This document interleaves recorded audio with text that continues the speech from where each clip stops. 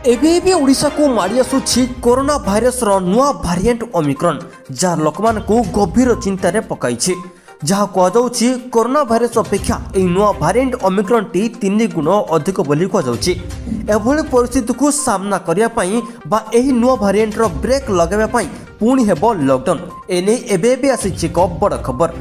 तेबे एही लॉकडाउन प्रभाव केबेठु आरंभ हेबो एवं एही लॉकडाउन प्रभाव ओडिसा रे केबेठु लागू हेबो आसंतु जानिबा ए वीडियो माध्यम रे।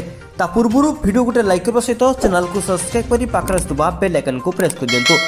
तेबे आपने केउ जिल्ला आमर ए वीडियो को देखुचंती एवं आपनक जिल्ला रे ओमिक्रॉन आक्रांत चिन्हित होइचंती कि नाही निश्चित कमेंट माध्यम रे हमकु जणातु। तेबे आसंतु संपूर्ण खबर उपरे नजर पकेबा। कोरोना भाइरस रो नुआ भारिएंट ओमिक्रॉन पुणी थरे लोकमानकु गभीर चिंतार पकाइछि। नूतन भारिएंट गति पूर्व डेल्टा भारिएंट अपेक्षा 3 गुण अधिक बोली कहुछि।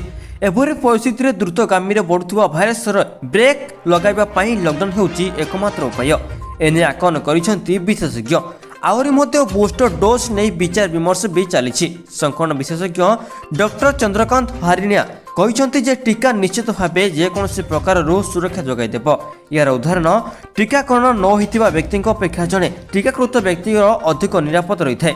किंतु संपूर्ण निरापत्ता पाई उभय डोज नेबा आवश्यक बोली कहते। जो माने केवल गोटे डोज नहीं यथा शीघ्र द्वितीय डोज नहीं जातु। देश में तथापि प्राय 15% वयस्क अच्छा जो मैंने कौन डोज नहीं नहांती। एभली परिस्थिति रे लोकों को टीका विषय अवगत कराइबा आवश्यक। बूस्टर डोज अर्थात तृतीय डोज उपरे डॉक्टर लेहरिया कहते सर्वप्रथमे देशर अणसंरक्षित जनसंख्या को गोटे डोज देवा आवश्यक। परवर्ती समय द्वितीय डोज एवं आवश्यक पड़े बूस्टर डोज नेबा विशेषज्ञ कहते। एवं ता सहित भारियोलॉजिस्ट डॉक्टर दीपक आचार्य यह विषय कहते ओमिक्रॉन सहित मुकाबला करने लॉकडाउन एकमात्र विकल्प नुहे आहरी विकल्प रही।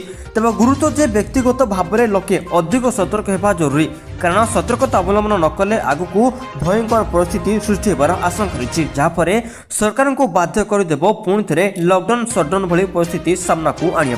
तेज जदि एबेठू लोक मैंने सतर्क होती कोरोना भारिएंट को एवं कोरोना भारिएंट ब्रेक को लगाई दियंती एवं कोरोना भाइरस नुआ भारिएंट ओमिक्रॉन को ब्रेक लगाई दियंती ताहले आ लॉकडाउन सटडाउन भली परिस्थिति केबे भी आसीबो नाही मोले दियो वैज्ञानिक माने सूचना दिछंती।